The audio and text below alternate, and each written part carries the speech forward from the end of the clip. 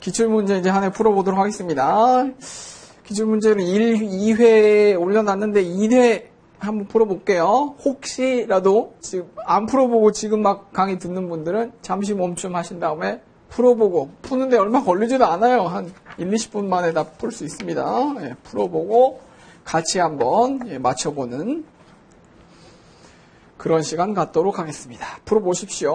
50문항인데 50분 시간 줍니다. 그러면 OMR 카드 이렇게 막 적고 그러려면 한 40분 안에 다 풀어야 되겠죠. 그러면은 한 문제당 1분이 걸리면 안 되죠. 1분 걸리지도 않습니다. 사실 한 10분이면 다 풀 수 있어요.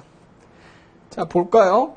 전체적으로 보면 제가 앞서서도 설명했듯이 우리 배정한자 본문학습 나가기 전에도 설명을 했듯이 50문항 중에 48문항이 한자의 훈, 뜻과 음에 관한 문제입니다. 뜻 아느냐, 아느냐 이 문제예요. 그거 해결되면은 그냥 다 이거 합격입니다. 35문항 이상 맞춰야지 합격이죠. 풀어볼게요. 1번부터 10번까지는 이제 도금 문제입니다. 다음 글에 괄호 안에 있는 한자의 도금을 쓰세요. 그렇죠?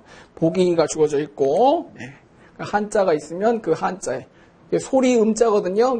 이렇게 적었잖아요. 1번 보면은 우리 뭐예요? 괄호 안에 이거 무슨 글자입니까? 부자죠. 그래서 부라고 적으면 되죠. 그 다음에 2번은 모자죠. 어머니 모자. 여기 어머니 이게 젖먹이는 어머니 가슴을 묘사한 거니까 나눠져 있죠. 이렇게 붙으면은 말무자고, 물론 어머니 모자에 그 부수가 말무자이긴 합니다만은, 그래서 요거는 5획이고 요건 4획이죠. 여기가 떨어져 있어요. 구분해야 됩니다. 3번은 지난달인데 한자로 쓰면은 달월자 월입니다. 월. 그 다음에 4번은 월 요일 날일자 월자 일자. 요자는 우리 8급에서는 안 배우는데 굉장히 좀 획순이 많고 복잡한 글자인데 역시나 날일이 들어가 있고요. 꽝적자라고 하는 게 들어가서 이렇게 쓰면은 여기 빛날요 그래가지고 요일이라 할 때 요자를 씁니다. 자, 앞으로 배울 거니까 한번 적어봤어요. 자, 5번은 배울 학자 학입니다. 배울 학자도 다시 한번 써보면은 획순이 굉장히 많죠. 16획입니다. 손을 의미하는 절구구 사이에 산까지를 의미하는 효효자가 들어가고, 그 다음에 서당을 의미하는 진면자, 그 다음에 배우는 학동을 의미하는 자식자자, 아들자자가 들어갑니다. 배울 학자. 그 다음에 6번은 무슨 글자죠? 나무목 옆에다가 사길교자를 쓰면은 학교교자입니다. 부수는 나무목이 부수죠. 나무목변에 사길교는 학교교자. 7번은 가르칠 교자. 효효자에다가 학동을 의미하는 아들자자, 그리고 회초리를 의미하는 칠복자 써가지고 가르칠 교자. 그 다음에 8번은 진면자 밑에다가 이를 지자를 쓰면은 집실자인데, 집이라는 의미의 글자가 여러 개 있다 그랬죠. 그 중에 요 실은 집 안에 있는 어떤 공간, 방 같은 공간을 의미해요. 화장실, 거실, 응접실, 내실, 외실. 집 건물 자체를 의미하기보다는 그 안에 있는 어떤 공간, 요 건물 자체를 의미하는 글자로는 뭐 지복자 정도가 좋다 그랬고요. 요 사람이 거주하는 집 말고 어떤 목적을 가지고 지어진 건물, 어떤 기능을 하는 건물로는 당자, 집당자가 좋다 그랬죠. 그래서 성당, 우리 저기 미사 보는 성당, 성스럽다라는 의미의 성인 성자에다가 집당자 쓰고요. 그 다음에 배우는 강당 그러면은 외일강자에다가 집당자 쓰고요. 이렇게 사람이 거주하는 집보다는 어떤 목적을 가지고 지어진 건물이라는 의미로 저 당자를 쓰고요. 건물이라는 의미로.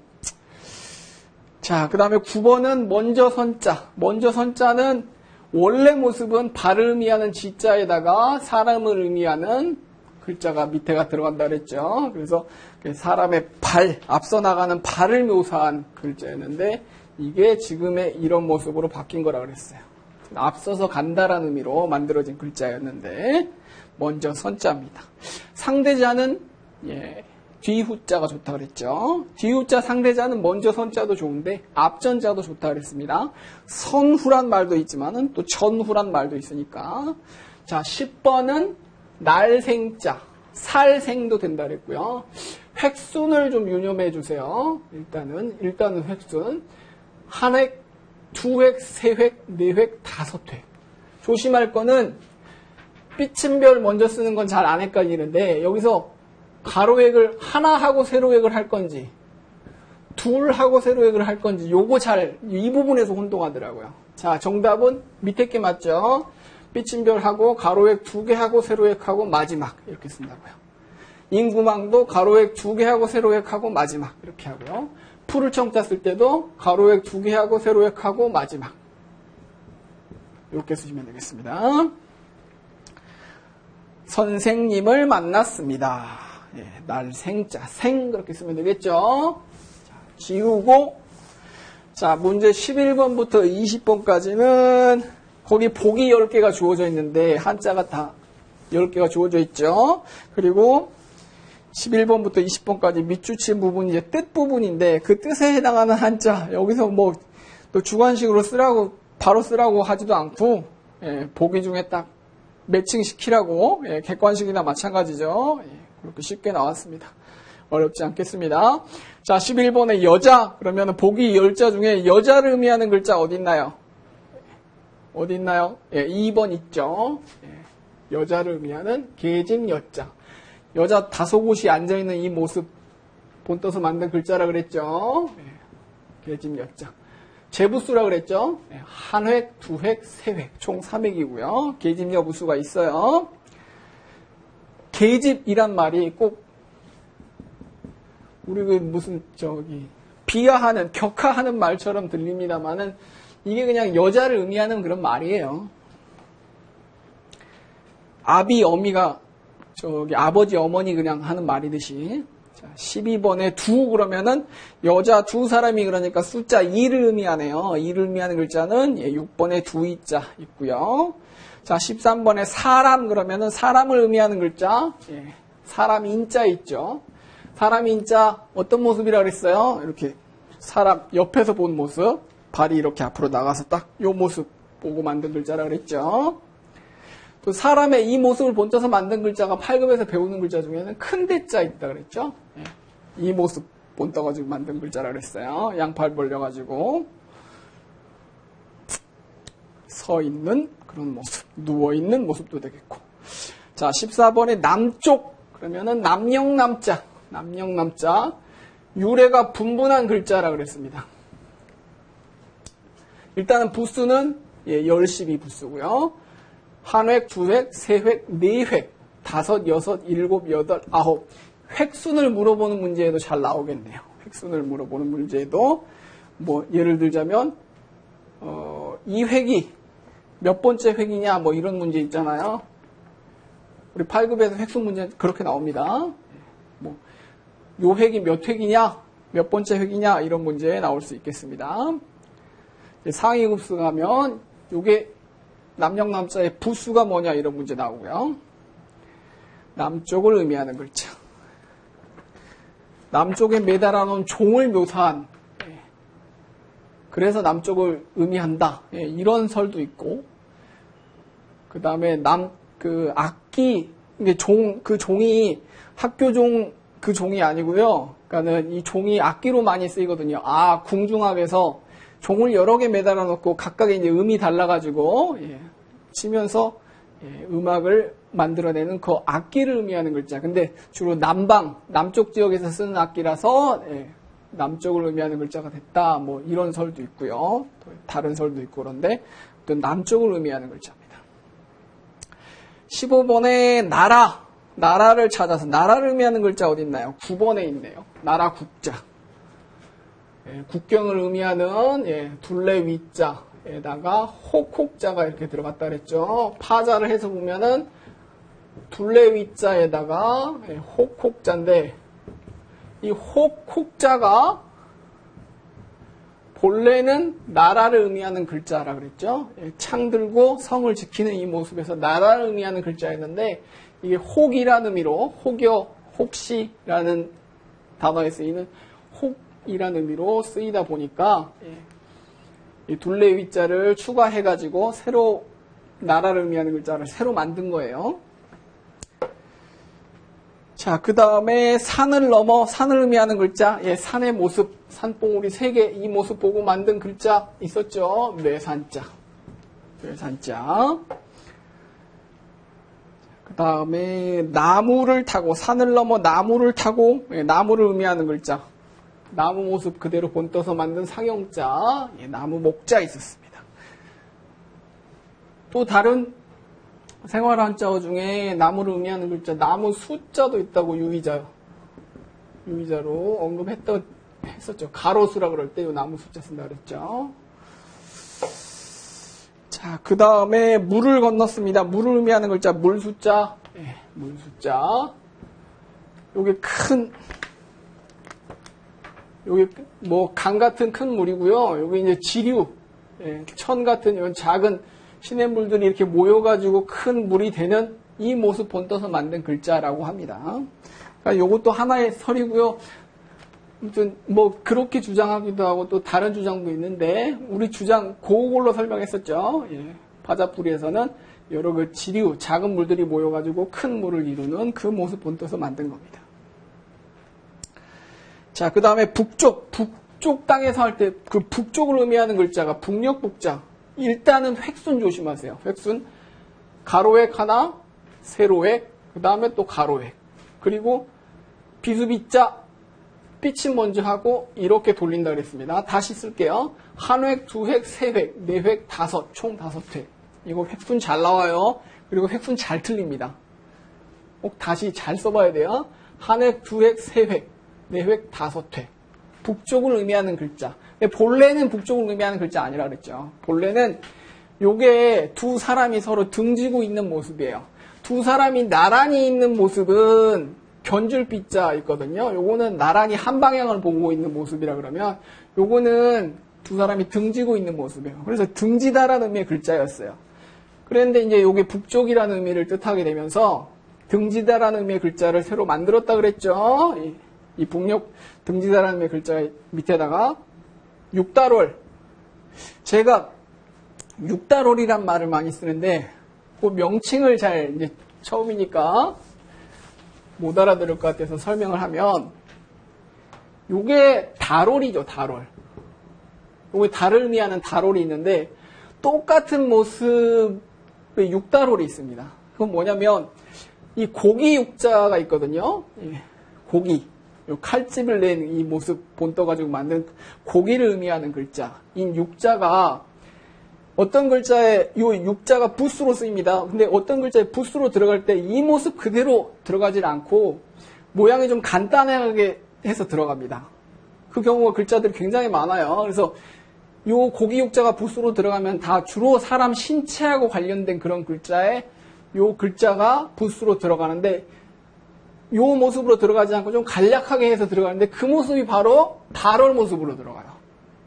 그러니까 여기 진짜 달이란 의미로 들어갔는지 고기육의 의미로 들어가는지 헷갈리겠죠. 어떻게 알 수 있습니까? 그 글자의 의미가 갖는 그 맥락 속에서 이해를 해야 되죠. 그러니까 요것도 등대자거든요. 등지다라는 의미의 등, 사람 신체하고 관련된 거잖아요. 그러니까는 요게 하늘에 떠 있는 달의 의미가 아니고 육신의 의미로 이게 육달월 고기육이구나. 그래서 고기육자, 육달월이 들어간 겁니다. 다시 써보면 이 글자가 원래 등지다라는 의미의 글자였는데 북쪽을 의미하게 되면서 사람 신체를 의미하는 고기육을 추가해가지고 등배자를 새로 만든 거예요. 그래서 요게 이제 등이라는 의미의 글자고, 등을 지다 그 말이 그러니까 믿음을 저버리다, 뭔가를 저버리다 그런 의미로 또 의미가 연관이 되기 때문에 그래서 뭐 믿음을 저버리다 이럴 때 요 배자를 써가지고 또는 배반이라 그럴 때도 요 배자를 써가지고 표현을 합니다. 자, 다시 돌아와서 이게 이제 원래 등지다란 사람이 서로 등지고 있는 모습에서 등지다라는 의미의 글자였는데 북쪽이라는 의미로 가차됐다. 아시겠죠? 자, 그런데 이 글자가 북쪽이라는 의미 말고 북녘이라는 의미 말고 또 있었죠. 달아나다라는 의미가 있었어요. 달아나다. 그럴 때는 의미 북이 아니고 달아나다일 때는 뭐가 됐어요? 배가 됐죠. 달아날 배. 그래서 전쟁에서 지고 패하고 달아나는 거 패배죠. 이렇게 쓴다 그랬습니다. 이걸 패북이라고 있지 않고 패배라고 쓴다 그랬어요. 저런 게 중요하고 조금 어려울 수가 있고요. 시험에는 잘 나옵니다. 자, 또 지어볼까요? 그 다음에 서쪽으로 떠났습니다. 선역 서자 어딨나요? 예, 5번이 되겠네요. 자, 20번까지 별로 어려운 거 없었죠? 이거 다 맞아야 됩니다. 예, 욕심이 아니고 이 정도는 그냥 가볍게 눈 감고 왼손으로 막 시험 쳐도 다 맞아야 돼요. 자, 21번부터 30번까지 요 10문제는 다음 단어나 음에 알맞은 한자를 보기에서 찾아 그 번호를 쓰세요. 이것도 그냥 객관식이네요. 보기 10개가 있는데 그 문제는 어떤 거는 도금을 적어 놓기도 하고 어떤 거는 뜻을 적어 놓기도 했는데 보기에 그 음이나 뜻에 해당하는 거 고르라 그 말이에요. 그러니까 이것도 도금 문제, 음 문제하고 뜻 문제를 그냥 섞어 놓은 거죠. 보기 21번에 민 그러면은 민이 뜻은 아니죠. 이거 도금이죠. 그러니까 민에 해당하는 글자 4번에 있네요. 무슨 글자입니까? 백성민자죠. 백성민자 유래가 어떻게 된다 그랬어요?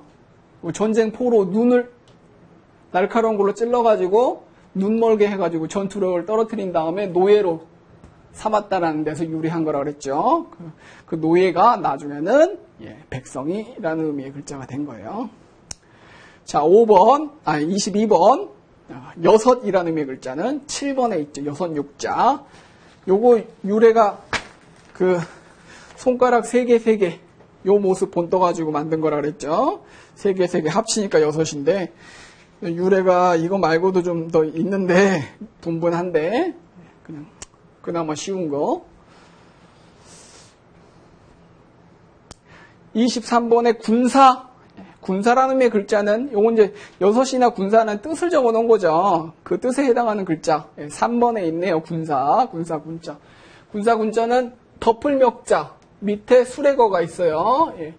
이 덮을멱은 둘러싸다라는 의미를 이 덮을멱으로 표현한 거예요. 그러니까 수레를 둘러싸고 있는 호위하고 있는 군인들을 말하는 거죠.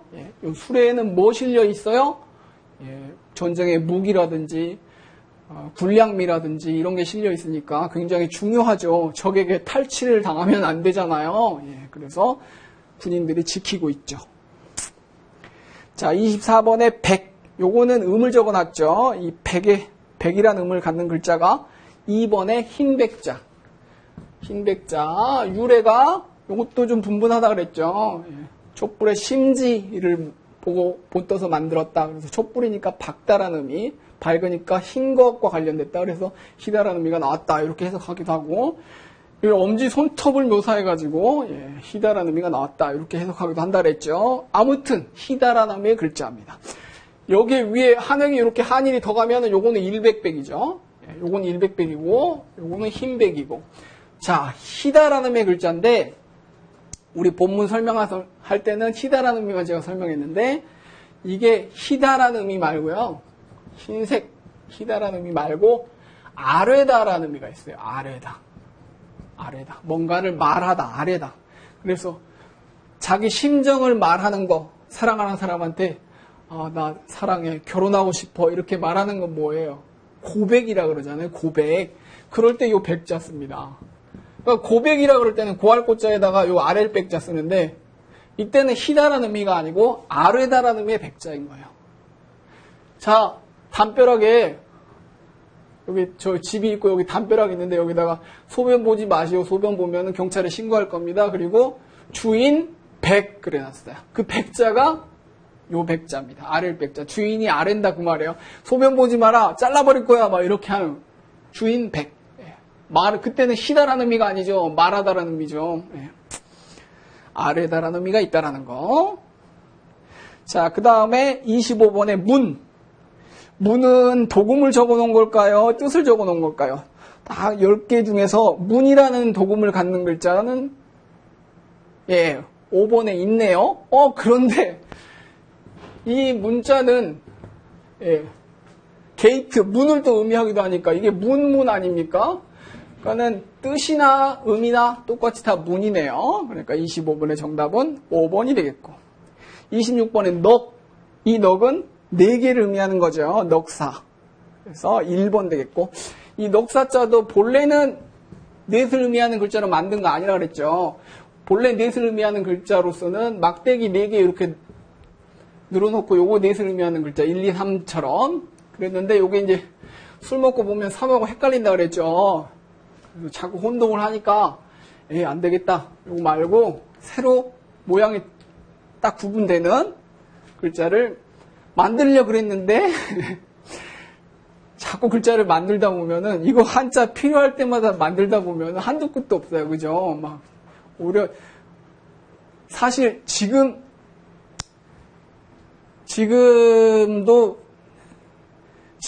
기존에 만들어진 한자만 가지고 이리저리 쓰는 것도 워낙 한자가 어렵고 획순 많고 복잡하다 보니까 이 문맹이 많고 그래가지고 중국은 국가적으로 이 간화 사업, 문자를 간략하게 하고 쓰는 사업을 했잖아요. 그래서 중국은 지금 우리가 배우는 한자는 번체라 그래가지고 대만이나 우리나라는 요 번체, 획순을 제대로 갖춘 이 정자를 배웁니다만 중국은 간체, 그러니까 간략하게 획순을 아주 줄인 글자들을 쓰잖아요. 그죠? 그러니까 기존에 있는 글자들만 가지고 이리저리 해가지고 쓰는 것도 힘든데 필요할 때마다 글자를 자꾸 만들면 그건 한도 끝도 없어요. 그러니까 그거는 언어 생활의 경제성인 면에서도 굉장히 떨어지는 일이죠. 그러니까 기존에 있는 글자를 가지고 이리저리 막 활용하는 겁니다. 그러니까 이것도 이거 혼동스러워가지고 막대기 4개 이렇게 나열한 이 글자를 가지고 쓰려고 그러니까 자꾸 혼동을 겪어서 새로운 글자를 넷을 의미하는 글자를 만들려고 그래요. 새로 만들기보다는 기존에 숨쉬다라는 의미의 글자 요거를 숫자 4를 의미하는 글자로 가차한 거예요. 본래는 이게 숨쉬다라는 의미의 글자였어요. 그러니까 요게 이제 코에서 이렇게 날숨 나오는 이 모습 본떠가지고 숨쉬다라는 의미의 글자였는데 숫자 4를 의미하는 글자로 가차된 경우라고 그랬습니다. 자, 27번에 일, 그러면 한일 말하는 거겠죠. 8번에 있죠. 막대기 하나. 자, 28번에 년, 그러면은, 해년자. 해년자, 한 해를 의미하는 글자인데, 요것도 부수는 일단 방패가 아닌 부수인데, 방패라는 의미하고는 전혀 관련은 없어요, 의미사. 요거, 볕단, 이렇게 등에 지고 가는 이 모습 묘사했다 그랬는데, 요것도 유래는 분분합니다만은, 아무튼 주로, 농사가 끝난 그 모습을 묘사한 거예요. 그거는 주로 의견이 모여집니다. 공통적입니다. 아무튼, 볕단을 지든, 추수가 끝난 거를 묘사했든, 아무튼, 한 해에 농사가 끝나는 거, 이게, 그러니까 농사가 시작해서 끝나는 게 한 해, 시간 사이클하고 맞거든요. 그러니까는, 한 해를, 농사가 끝나는 거를 표현한 볕단을 이렇게 등에 지고 가는 이 모습으로 표현한 글자 해년자 10번입니다. 28번의 정답은 10번. 29번의 대는 큰 대자죠. 사람이 이렇게 서 있는 이 모습 본떠서 만든 글자. 그러니까 단독으로 쓰였을 때는 크다라는 의미의 글자고요. 이 글자가 어떤 글자의 부분으로 들어갔을 때는 사람과 관련된 그런 의미를 갖습니다. 대자의 상대자는 작을 소자가 좋다 그랬고요. 크다, 작다. 자, 30번에 1만 그러면은 숫자 만을 의미하는 글자가 6번에 있죠. 1만 만자. 초두가 부수입니다만은 풀과는 전혀 관련이 없고 정갈의 모습을 본떠가지고 만든 글자인데 정갈이 알을 많이 낳기 때문에 거기서 아마 의미가 숫자 많은 거를 파생하지 않았나 이렇게 유추한다 그랬죠. 근데 유래가 그렇게 명확한 글자는 아니라 그랬습니다. 아무튼 숫자가 만을 의미하는데 아주 많은 거를 의미한다 그랬죠. 꼭 1 다음에 0, 4개 붙은 만만 정확하게 의미하는 게 아니고 많은 숫자, 다수를 의미합니다. 그래서 만민 그러면은 수많은 백성, 많은 사람 의미하고요. 만인도 마찬가지고요. 만국도 수많은 나라들 이렇게 말한다 그랬죠. 천만다행 뭐 이런 말도 있습니다. 만자가 들어가서 표현한 거 굉장히 많아요. 천신만고도 있고요. 천만다행부터 얘기하자면은 다행이야. 그러니까는 행운이 천이나 만이나 아주 많은 행운이 겹쳐진 거죠. 그 다음에 천신만고 그러면은 신고가 이게 매울 신자, 신라면 좋아하시는 분은 이 신자 봤을 건데 매울 신자인데 이게 이제 맵다라는 게 고생하고 관련이 있거든요. 이 고자도 쓸 고자 이게 고생입니다. 그러니까 맵고 쓴 거 이게 맛을 의미하는 기본적으로 맛을 의미하는 글자지만은 좀 깊이 들어가 보면은 이제 매우 고통스러운 거 고초 고생을 이렇게 신고로 표현하거든요. 그러니까는 천신만고 그러면은 천이나 만 가지 되는 수많은 고통 고생을 천신만고라 그래요. 아무튼 중요한 거는 천이나 만자가 들어가가지고 수많은 거를 표현한다라는 거. 자, 31번부터 40번까지는 이건 이제 반대로 한자를 쭉 적어놓고 그 한자의 훈과 음을 적어보십시오. 그랬습니다. 이 문제가 뭐 상대적으로는 훈과 음을 동시에 적어야 되기 때문에 상대적으로는 앞에 나오는 그런 문제들보다는 조금 난이도가 있겠네요. 31번 난이도가 있어봤자 적은데 뭡니까? 임금왕자 획순 조심하라 그랬죠. 한획, 두획, 세획, 네획. 그 권력의 상징인 도끼의 모습을 본떠가지고 만든 글자라고 그랬습니다. 임금왕자. 32번은 바깥외자, 저녁석, 전복, 저녁에 점을 쳐요. 보통은 아침에, 낮에 점을 쳐야 되는데 저녁에 점을 치니까 그 관례적인 것에서 벗어난다 이런 의미가 있다 그랬죠. 33번은 노인이 지팡이를 짚고 있는 이런 모습을 묘사해가지고 어른장, 긴장 된다 그랬죠. 이것도 획순이 중요한데 조금 어려운데 한획, 두획, 세획, 네획, 다섯, 여섯, 일곱, 여덟, 아홉. 아홉 획 아닙니다. 여덟 획인데. 자, 다시 써볼게요. 한획, 두획, 세획, 네획, 다섯, 여섯, 일곱, 여덟. 이렇게 되죠. 8획입니다. 제부 쓰고요. 34번은 맏형자. 입구 밑에다가 어진 사람이니 들어갔죠. 사람인데 입을 강조해서 그렸어요. 무슨 입이에요? 충문 읽는 입이에요. 집안의 맞이, 대표 맞이. 제사에서 충문 읽는 그런 맞이를 의미하는 글자고, 이 맞이, 으뜸이라는 의미라고 그랬죠. 맞이를 의미하는 글자가 형자 말고 뭐 백자도 있고요. 사람인 별에다가 흰백자 쓴, 그 다음에 뭐 맹자도 있고요. 아들자 밑에 그릇명자 쓴, 그다음에 뭐 맞곤자도 있고요. 여러 가지 있는데 다 으뜸, 맞이라는 의미라 그랬죠. 상대자는 막내 개자, 벼화자 밑에 아들자자 쓴 거. 자, 35번에 다소도자 어렵지 않고요. 36번에 아우제자. 아우제자는 본래 차례제였습니다. 차례를 의미하는 글자였다 그랬죠. 나무 토막을 이렇게 순서대로 묶는 그런 모습에서 차례 순서라는 의미였는데 차례 순서 거기서 아우라는 의미가 나왔고 아우라는 의미로 주로 쓰다 보니까는 차례라는 의미는 글자는 대나무 죽자를 넣어가지고 따로 만들었다 그랬죠. 차례제자, 아우제자 생김새가 비슷합니다. 아우제자는 제자의 의미도 있어요. 그래서 상대자가 맏형자도 좋습니다만은 스승 사자도 괜찮다 그랬죠. 그래서 사제 그러면은 스승과 제자 말하는 겁니다.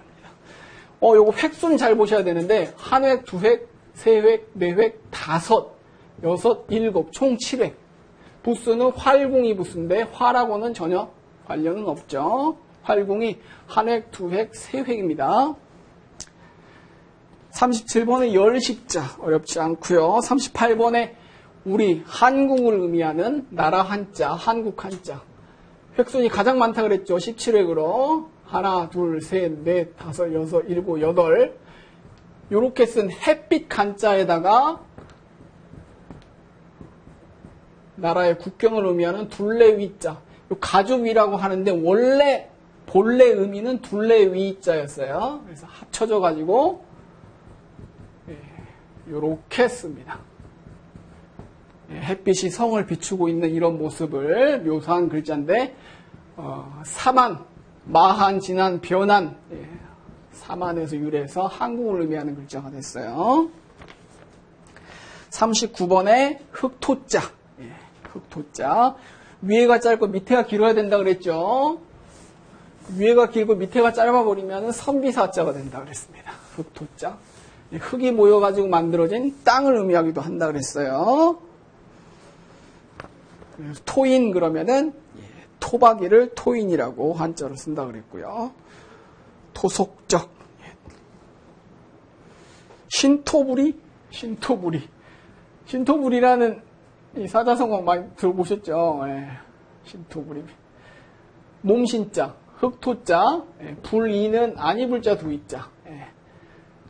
몸과 흙이 둘이 아니다, 하나다.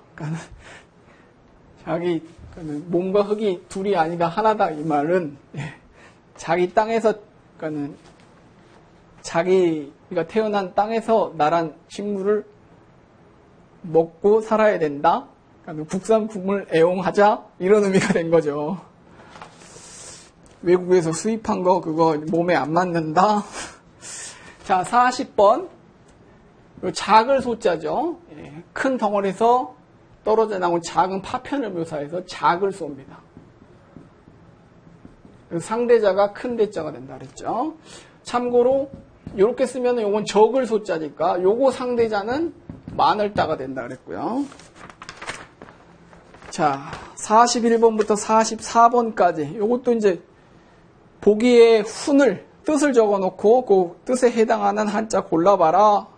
객관식이죠. 뭐 41번은 가운데 중자니까 4번이 되겠고 42번은 푸를 청자니까 3번이 되겠고요. 푸르다라는 의미의 그 뜻은 요것도 이제 의견은 분분하지만은 본래 생김새가 날생자 밑에다가 우물정자 해가지고 우물물처럼 푸른 막 돋아나는 그런 싹 같은 데서 그 색깔을 표현하는 글자로서 푸르다라는 의미가 나왔다 그랬죠.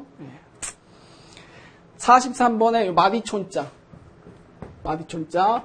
요게 그 손을 의미하는 또자의 변형이라고 그랬죠. 그러니까 손에다가 점을 하나 찍었어요. 그래서 손 끝에서 요 맥박 뛰는 요 거리까지 짧은 거리를 의미한다 그랬죠. 짧은 길이. 그래서 꼭 물리적인 짧은 길이뿐만 아니고 무슨 3촌, 4촌, 그 혈연관에도 요 촌자를 써가지고 그 거리를 표현하기도 하고, 촌지 같은 단어에서는 이 추상적인 거에서도 매우 작은 거를 표현하기도 하고, 그 다음에 뭐 초능 같은 단어에서는 시간적으로도 매우 짧은 거를 또 표현하기도 하고 그런다 그랬습니다. 44번에는 석삼자니까 2번 되겠죠. 3개를 의미하는 거. 막대기 3개 나열했어요. 자, 45번부터 48번까지는 요거는 도금을 나열해 놓고 그 도금에 해당하는 음에 해당하는 글자 골라봐라 했으니까 45번에는 7, 7자 나무 토막 칼로 내려치는 이 모습으로 원래 자르다라는 의미였는데 7이라는 의미로 숫자 7을 의미하는 의미로 가차되다 보니까 자르다라는 의미의 글자를 칼도 넣어가지고 끊을 절, 자를 절 따로 만들었다 그랬죠. 이 경우가 8, 8도 마찬가지죠. 원래 나누다라는 의미의 글자인데 8로 가차되다 보니까 밑에 칼도를 넣어가지고 나눌 분을 따로 만들었다 그랬습니다. 자, 46번에는 불화자. 타오르는 불 모습 보고 만든 글자라 그랬고 47번에는 아홉구자. 아홉구자는 요 삐침을 먼저 해야 돼요. 그 다음에 세을. 뭐 설이 분분합니다만은 팔꿈치 이 구부러진 모습 보고 만든 글자였는데 나중에 구란 의미로 가차됐다 그랬고요. 48번의 팔은 방금 전에 설명했죠. 자, 49번, 50번. 요 두 문제가 이제 획순 문제죠. 자, 천천히 한번 써볼까요? 49번의 동력동자는 물어보는 획순이, 그 세로획, 요게 몇 번째 획이냐, 그 말이죠. 한 획, 두 획, 세 획, 네 획, 다섯, 여섯, 예, 여섯 번째 획이네요. 일곱, 여덟, 총 8획 중에 요 획은 여섯 번째 들어가는 획입니다. 예. 그 다음에 세금자, 한 획, 두 획, 세 획, 네 획, 다섯, 여섯. 이것도 여섯이네요. 이것도 여섯 번째 들어가는 획. 여섯, 일곱, 여덟, 총 8획 중에 여섯 번째 획입니다. 답은 다 6번. 여섯 번째 획이네요. 획순에 맞춰서 그냥 써보면 되는 거죠. 자, 여기까지 풀어봤습니다. 몇 점 정도 나오셨나요? 만점. 혹시 인간이니까 실수해서 한 문제, 두 문제 정도 괜찮습니다만 그 이상 틀려가지고 공부 제대로 된 거 아닙니다. 자, 그러면 2회는 여러분이 한번 풀어보시고 만점 맞아야 돼요. 자, 50자. 이거 뭐 별거 아니잖아요. 자, 고생하셨고 그러면 7급에서 뵐게요. 수고하셨습니다.